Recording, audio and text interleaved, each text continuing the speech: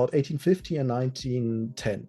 We had the fastest economic growth, the fastest technological growth, the fastest rate of poverty decline ever.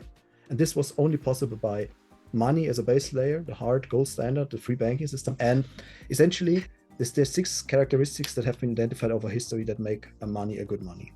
An ideal money would keep the purchasing power for indefinitely. This is really the genius move that Satoshi Nakamoto made, that he not only he found a way to make the digital costly to copy or impossible to copy, but also he found a way to actually make the supply of a scarce asset stable by tying the amount that goes into trying to finding it directly to its security. I mean, Hi, everyone. This is Jack Allwild with another money episode. Today, we have very special guest, Michael Anton Fischer. Michael, welcome to the show. Hello, thanks for having me. So Michael wrote the book Bitcoin Nation. It's a great book, highly recommend.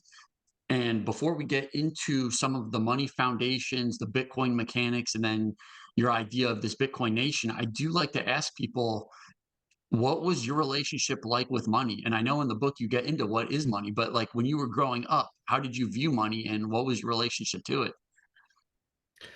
Yeah, I mean, my parents worked as in the police, so for the government, and I went through school and university, so I was heavily leftist indoctrinated. So money obviously was evil, and best would be society with no money. But I figured out quite early that that wasn't quite right. So I was basically I decided to study electrical engineering, but I was always interested in understanding how the economy, how money works.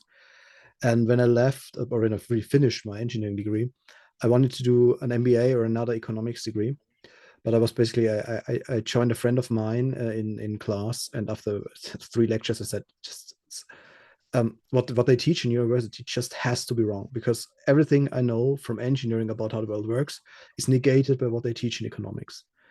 And in the end, I trust engineering more than these soft sciences. So I then basically started, okay, I need to self-study this. And I came across the Austrian school. And I also came across about a German banker from the 1900s called, or under the pen name Argentarius, in the 20s and 30s. And especially he was one of the few guys who accurately predicted the hyperinflation that happened in 1923 in Germany. And also already in 21 described the solution that when finally implemented in 23 basically stopped the hyperinflation within a week. And reading these books about money, I really understood that money is not just some evil thing or not just some kind of accounting ledger, but actually money is the foundation of a society, because every transaction that takes part out of the innermost circle of friends and family is always monetary. Even if you don't use money directly, there's always a monetary transactional aspect to it. And if there's somebody who's manipulating the money, if the money is weak, it's essentially like building a castle on sand. But unlike the Tower of Pisa that just slowly is falling, usually a society built on weak money lasts a few decades usually only. So normally paper currencies last on average, I think 30 something years. And really the absolute maximum of a completely unbacked currency was Rome. And there it was, depending on when you say, it was arguably unbacked, and it was really 0% silver. It lasted, I think, 150 years around that. But that's really the absolute max for unbacked money. And I mean, the Dark Ages were called mostly the Dark Ages because the fall of Rome left such a big gap that in many sciences we really lost 500 to 1,000 years. And in some aspects, I mean, philosophy, I mean, what is the reason why we still study the Greek philosophers and Marcus Aurelius, all the Stoics so much today? Because from my point of view, philosophy never recovered. Basically, philosophy was the core science that all other sciences was built upon. But then Rome fell, and we just lost that knowledge, and we never came back to the levels that some of these Roman Stoics were at. And this is what I'm afraid of might happen again with the current monetary system. But this is where I see Bitcoin as hope, because Bitcoin not only is a sound money again like gold was, but it actually fixes the problems that gold had that led to these 4 generational cycles that basically every 100 years, as Argentarius writes, basically the last generation that lived through a monetary collapse has forgotten it, and some minor or major monetary crisis happens, and it's kind of eerie because his letters where he predicted the hyperinflation Weimar were written by Alfred Landsberg. I just remembered his name again. His letters where he explained the basics of money and predicted the hyperinflation. The first ones of them were written in 1921. And after translating his books and published them in English, I made sure to reread his letters exactly 100 years after effect. So from 1921 to 1923, I read his core works again. And the crazy thing is, it's exactly 100 years later. And as he predicted, we have exactly the same problems again. And crazily, our media and our politicians sometimes nearly at verbatim use the same arguments, make the same mistakes as they did back then. So speaking of what makes a good money, why don't we go through what is money and then what makes it a good money? When you think about what money is, one thing that Argentarius warns of is that many people confuse what money does with what money actually is. And you can imagine it this way. If you want to put a nail in the wall, you use a hammer. And if you ask people what is a good hammer, many people will say, yeah, it needs to have a long and sturdy grip, and it needs to have a heavy, hard head. But if you confuse what you want to do, driving the nail in the wall, with the tool you use for it, you might overlook new inventions or better tools. For example, if you look at a nail gun, if you say nail gun, does it have a long sturdy handle? No. Does it have a heavy hard head? No. So obviously the nail gun must be a bad hammer, right? But if you look actually at what you want to do, so you want to drive a nail in the wall, then obviously the nail gun is much faster and a much better hammer than the actual hammer. And the same thing happens with money.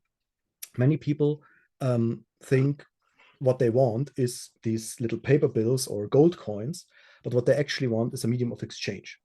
So in daily transaction, you can very, very rarely do actual transactions right at the spot. I mean, really, the only thing is basically a drug deal where you basically have both your guns out and you exchange good for good. But normally, you don't directly trade goods for goods. You have to postpone the transaction person, time, and place. So, for example, if you buy my book on Amazon, is a good example. Basically, you order the book, they ship it to you somewhere else where they are, and also then basically the money goes to many banks and is then at their place. But the fascinating thing about this is that the money itself is only a placeholder. In the end, all transactions are finalized in goods and services, because Amazon doesn't actually want the money, right? Amazon wants the money because with the money in turn, they want to buy something. They need to restock their warehouse, they need to pay their workers, they need to pay dividends to Jeff Bezos. So they don't actually want the money, but the money is just a placeholder. And the really dangerous thing is if you think you've been paid when you have the money, if you confuse the tool with what you want to actually do, you're at risk of what Argentarius calls selling yourself poor. And in the Weimar hyperinflation, you saw that very, very clearly, because he explains in his book from 1923, where he described what was actually happening during the hyperinflation. He told a story about him trying to buy perfume for his wife as a present. And one of the store owners basically gets angry at him and says, no, I don't sell you that perfume. Last week I sold all the stock I had, and this week I could only refill half my shelves. And in this drastic example, when the money is inflating so quickly that actually basically you have a paper profit, but the paper profit isn't actually enough to restock the goods that you just sold, then you realize it. But when inflation is slower, it's much more insidious, and you may not realize what's happening. My grandfather grew up in a very rural area, and at the time it was still very common that farmers had laborers that lived at the actual farm. So they basically worked for a bed, meals, and a little bit of the produce they produced. And they were then allowed to sell that little bit of produce in the market or consume themselves. So for these farmhands, when they switched to money, this was right after World War II in my grandfather's case, there was also very high inflation. And what many of them found out, actually, they lost out. Basically, they wanted to be able to still have a bed to sleep in, have food on the table, and some spares for their clothing, a beer in the pub, etc. But many of them basically they switched to a salary from these fixed barter payments. And within a few years, they lost out because they quickly realized that within a few years, they were not able to afford the same amount and quality of food, housing, and amenities. And that's exactly why it is so important to have a good money that you can actually postpone a transaction in time, person, and place, and especially in time. You can basically you exchange your labor for money, and when by the time you exchange the money for goods and services, it should still be worth what you originally intended it to be worth when you negotiated your salary. And that's the store of value component you're speaking to. I mean, store of value, I really don't like this distinction in medium of exchange and store of value, because essentially this also leads to people confusing, oh, this is gold, this is store of value, and this is the dollar, this is money. But really, you have these three components. You shift a transaction, instead of bartering right at the place, you shift it in person, place, and time. And store of value is only time. I mean, and where does store of value start? Is it a week? Is it a month? Is it a year? Is it 10 generations? An ideal money would keep the purchasing power for indefinitely. I mean, obviously, that leads to the question: what is purchasing power? How is it measured? And that's the other trick, because money also is a unit of account, because essentially all value is subjective. You cannot measure it, and you cannot even use mathematical operations on it, because subjective values are ordinal. So you basically have at any point in time you have a hierarchy of your needs, but that hierarchy is not quantifiable. So you cannot say my dog, two of my dogs are worth one of my daughters, and half my house is worth a quarter of my dog. That's not how value hierarchies work. They are really ordinal, and it's always basically depending on the circumstances. So right now, basically, I would not just give my life for my daughter because my daughter is not in any danger. So I would not just sacrifice my life just that she can have a bigger birthday cake or whatever. But if my house was burning and I would have to risk my life to save my daughter, obviously in that moment I would risk my life to save my daughter, because I value her life higher than my own. And so the issue with value, in contrast to other things like weight or time, where you can have basically you have this block of rock, and that's my kilo, and I norm every weight to that kilo or to that pound. Or with time, I say I have this decay of an atom, and that's 1 second. I cannot do that with value, because value is subjective and ordinal. So I have to find another way to measure value. And really, the only way you can measure value is by observing how people transact. Because when people transact, you still don't know exact quantifiable value, but you know at least where their individual value hierarchy is met. Basically, if we trade shoes for X, let's say, and we agree that I give you 1,000 X, you give me one pair of shoes. We don't know that I value the shoes at 1,000 X, or that you value the shoes at 1,000, but really that this is where we agreed. If I had negotiated harder, maybe I would have only needed to pay 500. If you had negotiated harder, maybe I would have paid 1,500 or 2,000. But we know at this point in time, our value hierarchy is met exactly there. And if you do that over a whole economy, you get so-called market clearing price, which is essentially the most common denominator, so a price where you get a good of a certain quantity at any price, and where essentially everyone who wants to buy can get a good, and everyone who wants to sell can sell. This is also called the market price sometimes. But essentially, the only thing that you can actually norm value to is all the transactions, all the economy. So when you try to express it in a money, in an actual accounting unit, really what you do is you create a mirror for the whole economy that uses that money. So all the monetary tokens that are circulating must express all the transactions that are ongoing. So if you stop the clock at any given point in time, all open contracts, so all purchase contracts where basically people have agreed to do a trade but they have not yet done it, are exactly backed by all the monetary units. And there's a slight complication. Our monetary system, as we don't actually destroy the monetary units, they're reusable. So you have to account for how often a monetary unit moves. But essentially, the number of monetary tokens in existence times their velocity that they move from hand to hand is exactly the same as all the goods times the price. This is called the Fischer equation. Unfortunately, not related, but um, this is essentially the core equation of all monetary theory, and it's an a priori, what the Austrian school calls an a priori. So it's logically true. This equation can only be false if mathematics is false. But still, this is the most misunderstood and misinterpreted thing about monetary theory, because basically all the popular schools of economics, or most of them, misuse this equation by to justify their politics. For example, the Keynesians basically they ignore the when they want to refute gold bugs, they ignore the component about the velocity of money, and they say, so see, we increased the number of monetary tokens, and it didn't exactly match up on all the goods. So, and say, yeah, see, your theory is false. Obviously, what they ignore is that by the way they put money in circulation, they reduce the velocity of money, so the inflation is in the beginning less than what would be expected if it was just the quantity of tokens. And the same happens also to a lot of gold bugs, because the gold bugs then basically tell the Keynesians, oh, when you print money, obviously the inflation will go to X%.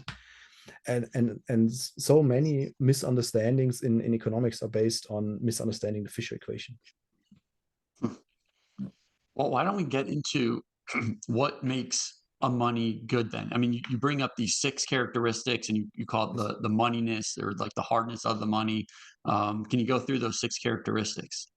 Yeah, but it is good that we discuss this first, because essentially be careful about these 6 characteristics, as I don't confuse the hammer for the for the act of putting a nail in the wall. Essentially, there's 6 characteristics that have been identified over history that make a money a good money. And the lesser ones are like divisibility, durability, fungibility. But the most important and the only really essential one is actual scarcity. Because scarcity is, as I said, you can only norm on the whole economy. And whenever the number of tokens changes, it means the person who creates tokens takes purchasing power away from people who already have tokens. Essentially, every emission of tokens is an act of theft, and that applies even to gold. Even gold mining is, strictly speaking, an act of falsifying currency units. Not because people don't, because it's not gold, but because it has, basically, mining gold has the exact same effect as printing dollars or marks or whatever currency. What about in the verifiability component? Can you walk us through that, and transportability? Yeah, verifiability and transportability are the 2 main downsides of gold. So, I mean, scarcity, gold with around 1.5 to 2% inflation is relatively scarce, relatively stable supply. Still not as hard as a Bitcoin that has a fixed cap of 21 million, but relatively good. But transportability and verifiability are really where gold struggles. And they go hand in hand, because essentially gold is very heavy and very dangerous to transport. So there's a high risk of losing gold either to theft or sunk ships or whatever when you ship it around the world. So usually you need to resort to some kind of paper system in international trade. This goes already back 1,000 years to the Knights of Templar that actually used gold paper certificates, that basically you deposit the gold when you leave France on your crusade, and then when you arrive in the Holy Land, you show that paper certificate, and you get the gold and silver, which has 2 big advantages. So basically, if your ship sinks, the gold is not lost, only the paper certificate. Your heirs can request a new certificate, still get the gold.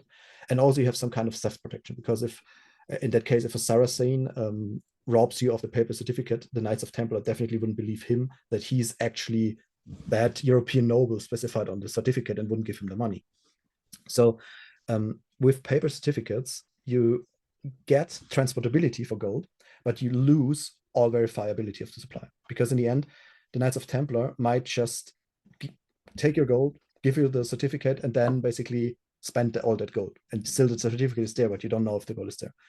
And even if you use gold coins, it's hard, because you have to weigh, is it exactly gold? You have to basically saw it apart to see if there's a tungsten core. Even with the most modern technology, When a central bank gets a new delivery in gold, they usually pick up some bars, melt them down, saw them apart. So even with the most modern technology, it's really hard to verify gold if you physically have it in your hand.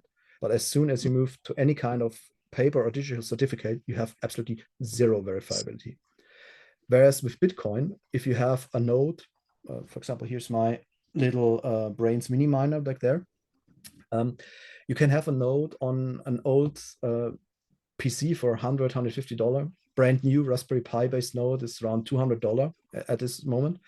And then with that node, you have a whole copy of the Bitcoin blockchain. So you know exactly all the transactions. You know that any person you're dealing with actually has the money that they and owns the money that they claim, and that you actually own the money that you think you own. And you always know exactly that it's the real deal. Your node knows if it's actual Bitcoin or Bitcoin Cash or Monero or XRP or whatever. You always know exactly that it's actually Bitcoin that's actually part of the 21 million. You don't have that with gold. And basically, I like to think of human history of cycles within technological limits. So essentially, before we had fire, there was a certain bandwidth we could move in. Sometimes times are better, sometimes times are worse, but we couldn't get above a certain level. Then we hit fire, we moved to another. We got the wheel, we got horse cars. And as it is the foundation of a society, money technology limits are the most severe. I mean, on the gold standard, we had once society had advanced between about 1850 and 1910. We had the fastest economic growth, the fastest technological growth, the fastest rate of poverty decline ever.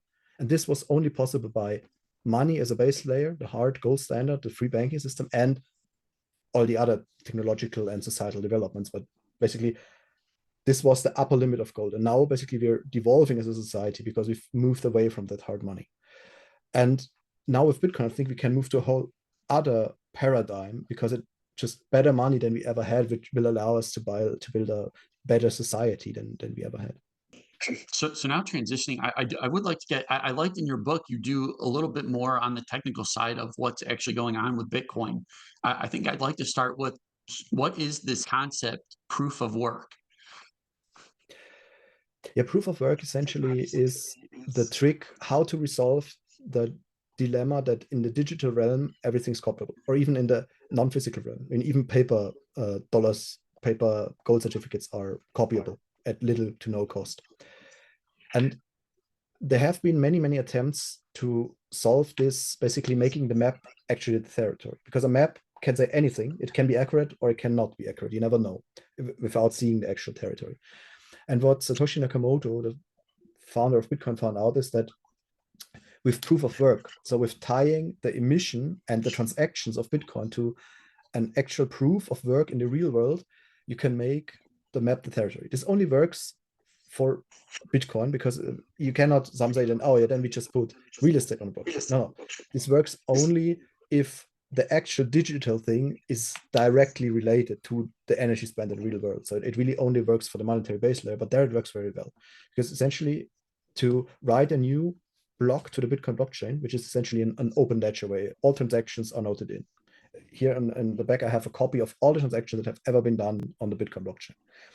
And whenever somebody wants to write a new transaction to this ledger, they first need to solve a puzzle, or rather, they need to guess the right number. But since these modern cryptographic equations, like SHA-256 in Bitcoin's case, are not reversible. So basically, if you put in some bits and bytes, you always get the same number at the output, but from the output number, it's impossible to calculate backwards to what the input was. And just a very tiny change to the input, like if you take a PDF of my book and you hash it with SHA-256, and then you just took out one single white space out of the book and hash it again. The hashes are completely different. You wouldn't know that they belong to the same book if you hadn't had both original copies. And Bitcoin basically uses this, that essentially when you want to do a transaction, you cryptographically connect the last transaction to the current transaction, you build that block with all its contents, and then you hash it. And that hash obviously has a certain value. And Bitcoin allows you to write only blocks that have a certain hash. It's usually done with a preceding number of zeros. So basically, if the hash starts with 20 zeros, then it's okay. If not, it's not okay. So basically, if you want to do a block, include the transactions, the hash starts with a 1, you need to do something to get to a correct hash. So what you do is you add a random number to the transaction of the block and hash it again. And you try this process again and again and again until by accident you find a block that has enough zeros in the beginning to match what was currently allowed. The first one that finds such a block is allowed to write the block and also pay themselves the current period mining reward. And what this does is that essentially it makes transactions very costly in Bitcoin. So you cannot simply fake Bitcoin without actually having competed with all the other people that are mining Bitcoin, which essentially makes Bitcoin hard to generate like gold. But unlike gold, where basically if you mine harder or explore the stars or whatever, you might be able to significantly increase the amount of gold found each year. With Bitcoin, there is this difficulty adjustment that says basically the more people mine, the more zeros we require, the harder it will be to guess a correct block. So the more people mine, the harder it is to mine a block, but not more blocks are found. Not more Bitcoin are generated, not more transactions are generated. And this is really the first time in history that we have a scarce asset, like it was gold, silver. But if value goes up, if popularity goes up, and more people want it, more and more people mine, like any other good before, the supply doesn't increase. It just gets harder to mine, which means it gets more secure. And this is really the genius move that Satoshi Nakamoto made, that he not only he found a way to make the digital costly to copy or impossible to copy, but also he found a way to actually make the supply of a scarce asset stable by tying the amount that goes into trying to finding it directly to its security. I mean, in gold, or also with the dollar, there's still a lot of effort put into securing it, right? You have a wall, you have money transporters, you have security guards. There's a lot of effort that goes into protecting gold or the dollar. But with Bitcoin, all the effort that goes into actually mining, finding the Bitcoin, transacting the Bitcoin, directly also goes into security. And the more people that use it, the more people that want it, the more secure it gets. Just for listeners' purposes that don't know some of these terms, like when you say block, is that a group of transactions or is a block just a couple of transactions? Can you kind of break what a block is? Yeah. So essentially, the blockchain is like a ledger. Like you have an accounting ledger, and it's completely open. So this is like in the Middle Ages, banks were required to often publicize the ledgers so that clients could verify that they actually have the money that they're doing sound accounting. Today, you often have to do it for the IRS or something, lay open all your books. But this book is completely public. Everybody can see it and everybody can write in it. And the question now is, who gets to write in it, that you don't have spam, fakes, whatever. This is basically why the mining process, that only people, it's so costly to write in it that people don't want to cheat on, and that there's also ways to fix cheating. And with the difficulty adjustment, Satoshi Nakamoto decided that one block should be written, or one entry to that ledger should be written every 10 minutes. And it was agreed on a certain size. The size had been changed sometimes, but right now, effectively, it's around 4 megabytes that you have in one block. And then miners try to put as many transactions as possible in their block. So one block is many transactions. And essentially, they put in as many as there's demand right now and as many as there's block space. Okay. And the difficulty adjustment allows it such that there's only a certain number of, is it blocks per 10 or blocks per 10 minutes? Yeah, every 2016 blocks, basically the difficulty is adjusted so that on average you have one block every 10 minutes. So if basically a lot of new mining farms are put online, then basically after 2016 blocks, basically the average time will be calculated by all the participants in the network, and the difficulty will be adjusted up. If it happens again that China bans mining and lots of miners go offline, then basically the difficulty goes down so that on average you have a block every 10 minutes. So okay, so you brought up the miners as one role in this like Bitcoin ecosystem. You also brought up the node operators. Can you go through what a node operator is? Yeah, I mean, essentially there's two types of nodes. There's nodes that do mine and nodes that don't mine. The mining nodes are the miners that usually use a lot of energy to guess as many hashes as they can to actually have the ability to write in the ledger and get rewarded the current mining award. While on the other hand, nodes that don't mine just basically just store a full copy of the blockchain and check all transactions. And if somebody says, oh, I found a correct hash, but I want to cheat and write basically a block that's not actually allowed, that spends Bitcoin they don't have or double spends Bitcoin, all the nodes, not just the miners, but all the other nodes that belong to users will say, no, we don't accept that block. And essentially, then all the other miners that are honest have a chance to basically throw that block out. So as I said, each block is cryptographically connected to the preceding block. So basically, you cannot just say a block skips 5 or goes back 10. You have to actually, when you guess for the hashes, you have to decide which block you connect to. But essentially, if a miner realizes that block is incorrect, so most nodes will reject that. So I can just try to replace that block. They replace that block with an honest one, and they get the award. Because in Bitcoin, this is called the Nakamoto consensus, the longest chain always wins. So the chain that has more connected blocks than each other chain is the one that is used. If there's basically conflicting chain, one has 3 blocks here and another has 4 blocks that are different than these 3, the one with 4 will be taken. And the principle behind is that obviously, as so much effort goes into mining, as Bitcoins are so valuable, the longest chain will always win out. As long as 50.1% of all miners are honest, the longest chain will always be built from a valid block, because essentially this is kind of a global prisoner's dilemma, because to basically successfully cheat, miners would have to all conspire to agree on a false chain and build only on that false chain. But obviously, that false chain would immediately crash the value of Bitcoin, as it's found out that, oh, these miners are conspiring. So miners don't gain actually. They spend a lot of effort to mine all these false blocks and to give themselves or their friends Bitcoin that they don't deserve or that they don't have no right to. But this Bitcoin will immediately be worth nothing, because everyone will say, what is this? Oh, Bitcoin is broken. We don't accept these anymore.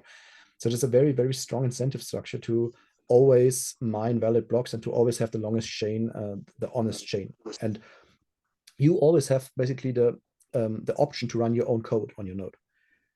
If that code is incompatible with the rest of the network, you're bad, you're alone on your own version of Bitcoin.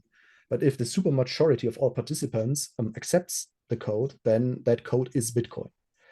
And this is basically what's another genius game theoretical aspect about this Nakamoto consensus, is that basically when somebody has a crazy idea, oh, and we now want to have 2 trillion Bitcoins, he can run that code on his node, but all the other people in the network will say, yeah, no, we don't. and he'd be alone on his chain that has 2 trillion Bitcoin, and nobody will accept these. But if there's actually a bug, or really the quantum computers come around and SHA-256 algorithm is obsolete and we need a post-quantum cryptographic algorithm, most of the nodes and miners will move to that new code, because they realize, okay, this is better for Bitcoin. I want to run this code. And as long as really, I mean, at least over 50%, but normally it should be really a super majority, 90+% that agree.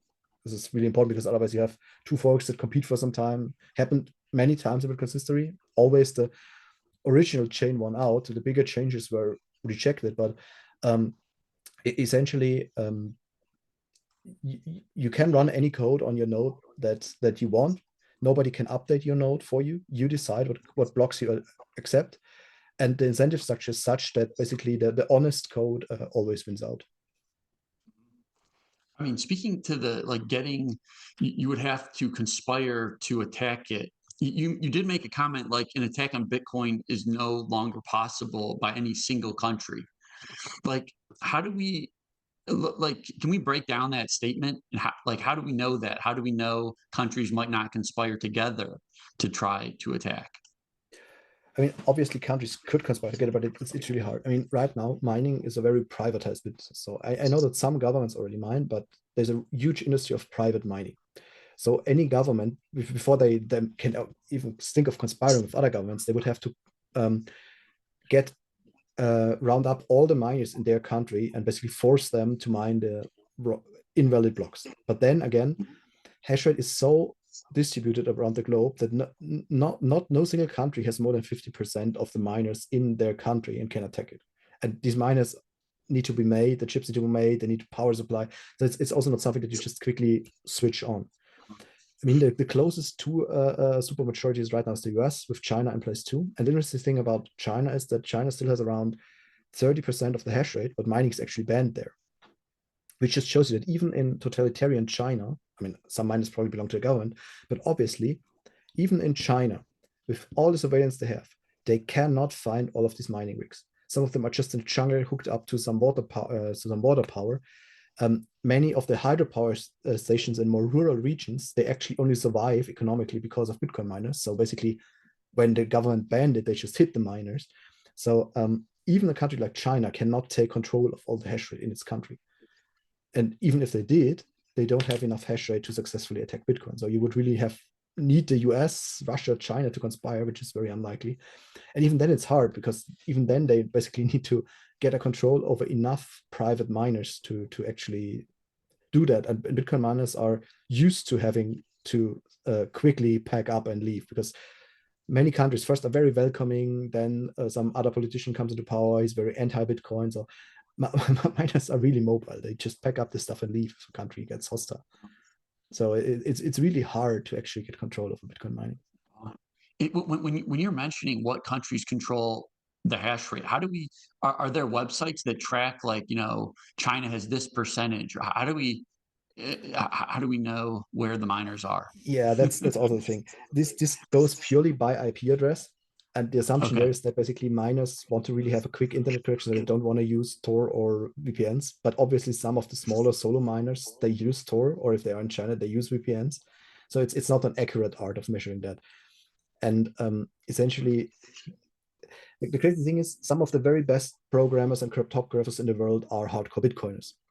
So basically, whenever somebody figures out in the data center, oh, in this data center, basically they have a huge warehouse full of computers. And then some company comes up with a way how to basically, by the network traffic in that data center, you can find out if there's a miner and where in the data center there's a miner. But Bitcoiners usually then figure out, oh, there's this attack vector, and they find a way to obfuscate that. So it's essentially very, very hard for government to fight it, because even in their own ranks of NSA, CIA employees, some of the brightest are actually Bitcoiners. This is like why we even have good cryptography, because many people will also say to dunk on Bitcoin, say, oh, SHA-256 was developed by the NSA. Yes, it was, but it was also leaked by the guys who developed it, and they fought then court battles to actually be able to use it privately. Because the thing is that the people that are really close to all this surveillance power, they're really intelligent, they know exactly what NSA, CIA, and all of them are capable of. They very often, by that nature, become very skeptical of governmental power, governmental overreach, but they only can work for the government, because essentially, with this military grade technology, often the only employer is the government, or the only legal employer.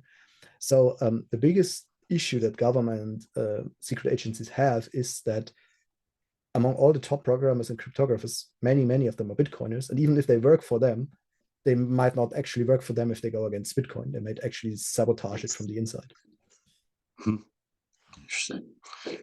So I think I'd like to transition. The second part of your book, I would say, is more like philosophical, and I really liked it. I mean, you mentioned philosophy might be, coming to a dark age, but I kind of liked the second part of the book, and I do think it's always great to start with definitions. And I think most people, when you were defining state versus country versus nation, I think a lot of people would just use those interchangeably. So why don't you give the Yes. definitions of those three?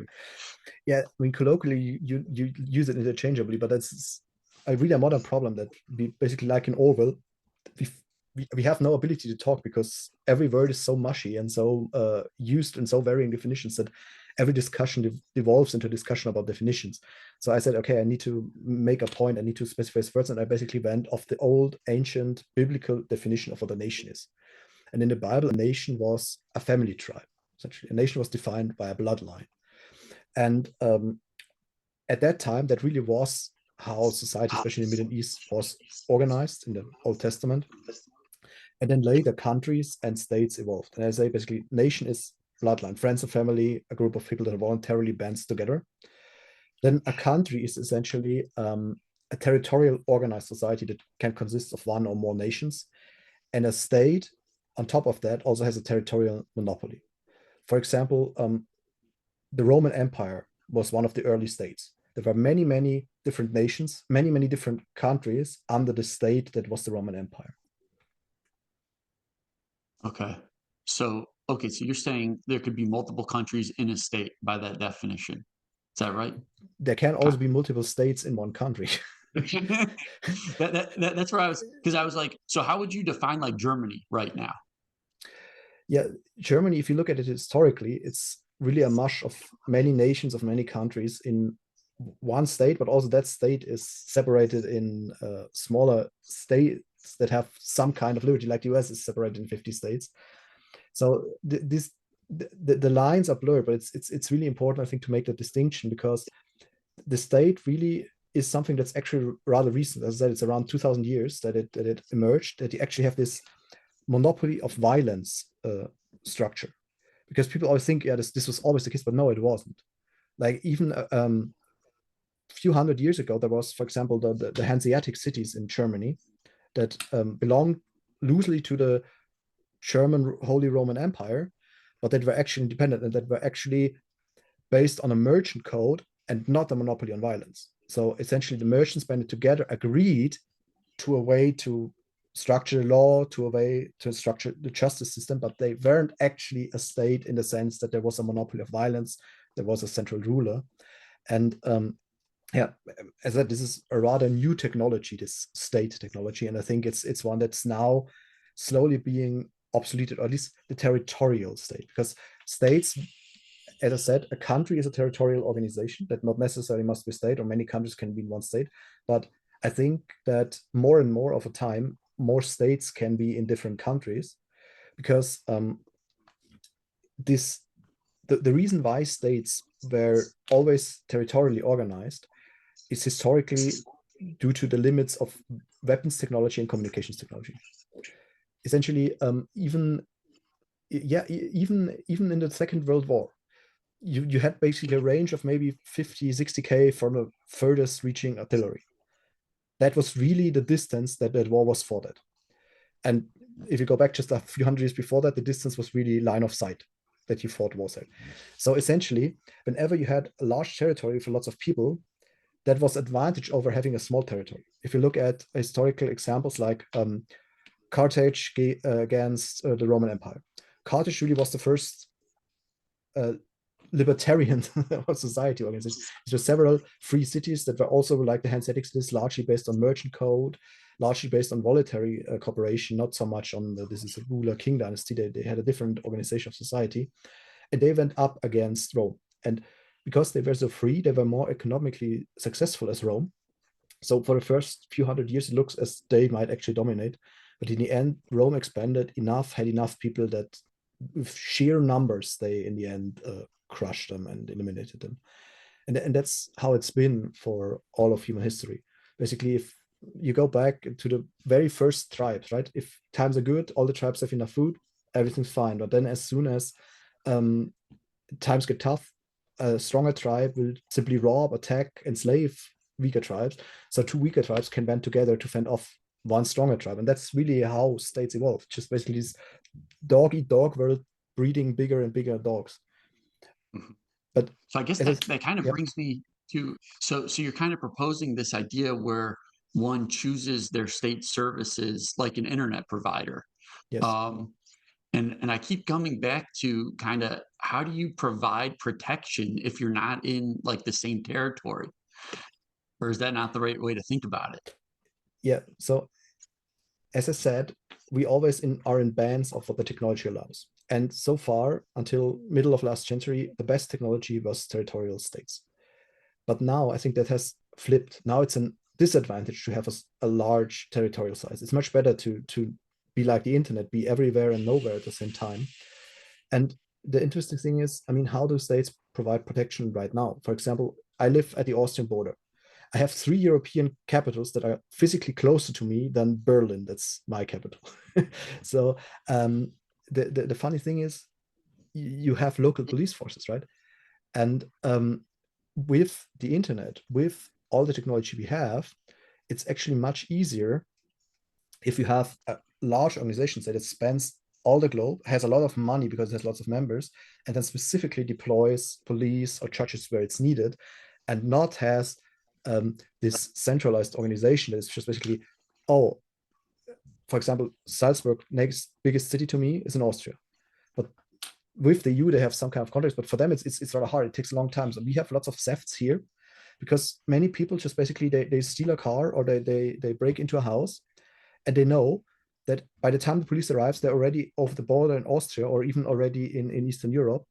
And the time it takes for these various local police forces to align themselves, to talk together, is enough for them to get away. And this is essentially the issue, right? This faraway Berlin does not actually provide me protection because neighboring Austria, it's closer, is I cannot choose them as a police provider. I cannot use their police. And this is what decentralized organization would I think further. For one, a more global police that actually finds criminals wherever they go. And secondly, a much easier collaboration when you're not like animals fighting over, oh, this is my side of the river, this is your side of the river, you don't cross it. Well, what about, and I think you did bring up the Jews throughout Europe, like before the Holocaust, like, and I guess by your definition, it was kind of a Jewish nation, even though they didn't have a physical territory. And some, I think, would argue that's why the Jews needed Israel. They needed a territory where they could protect themselves. So how do you kind of view that situation? Yeah, I mean, the Jewish diaspora, they Jews historically saw themselves as a nation, which is why they also don't. I mean, Christians always and Muslims and most other religions, they always try to get you people, while the Jews say, no, no, if you're born to a Jewish woman, then you're a Jew, because that is basically already in the Torah and in the Old Testament. There it is specified we are a nation because we are a bloodline. That's really how the Jewish religion, how the Jewish community, for most of history and most of the members, defined themselves as a nation. That's at verbatim in the Torah.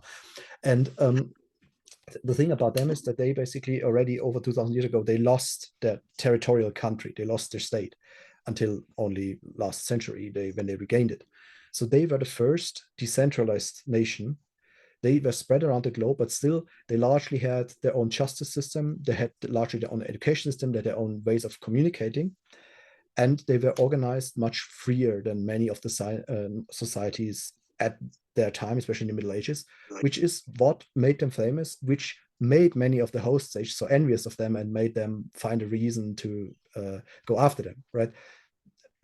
I don't think that any medieval king really thought that Jews actually poisoned wells. They just used that as an excuse to go after the wealth that that community had built because they had a better organization of society that was just yielding them more economic success. I mean, obviously that's not for everybody, but on average, just that's something you see everywhere. Free Hanseatic cities, Venice, Carthage.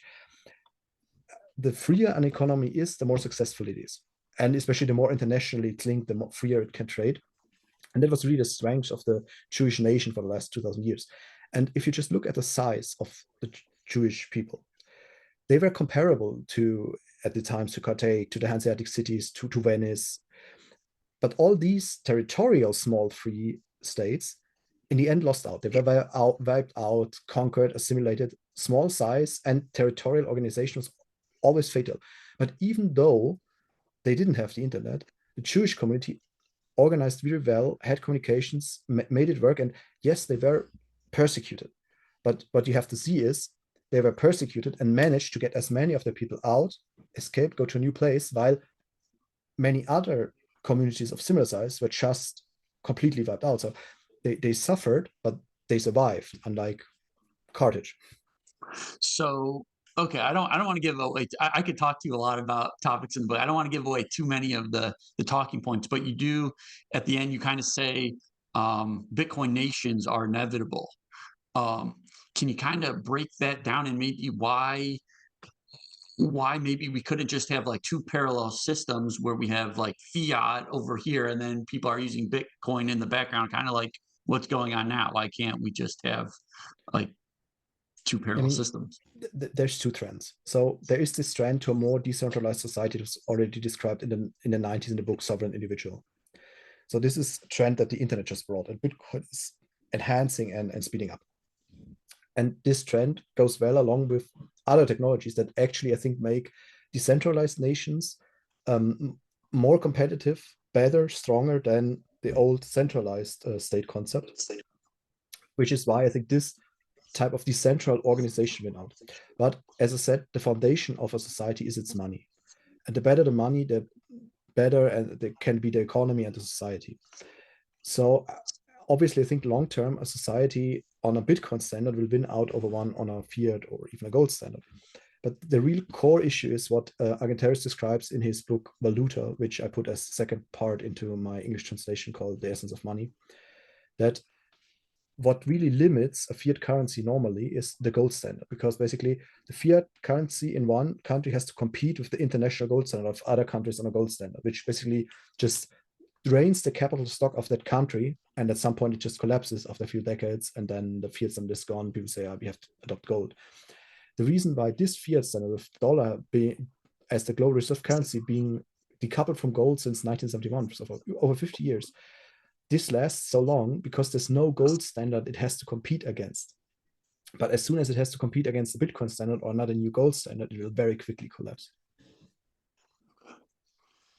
Well, Michael, I greatly enjoyed your book. Why don't you tell the listeners where they can go get it and where they can go get in touch with you if they have questions? Yeah, they can get my book on Amazon, and they can find me, links to my books, articles I write on michaelantonfischer.com. So just my name, no spaces, no hyphens.